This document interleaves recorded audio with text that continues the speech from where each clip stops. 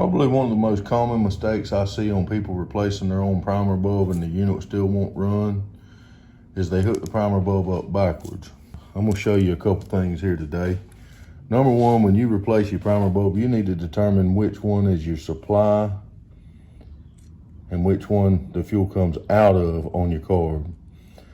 That is generally determined, depending on the carb, by which side your pump or valve diaphragms are.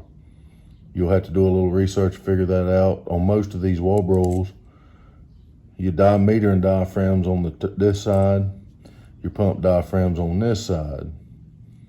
So on these, that would make this your inlet. When you put your primer bulb, you need to be pulling fuel through your carburetor. So this would hook to your line with your fuel tank.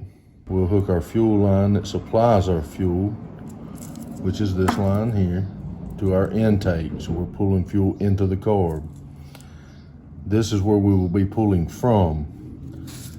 So on this primer bulb, and depending on which primer bulb you have, it may be different, but you need to determine which one of these draws and which one pushes. On this style primer bulb, the short one is your draw. So you'll hook that up to draw fuel through the carburetor. And then the longer one will be the one that your return goes on. This will go back into the tank, and when you prime it, it just pushes the extra fuel back into the tank. So what you basically have is when you push that primer, you're pulling fuel through your fuel filter, pulling it down through your fuel line, pulling it through your carburetor.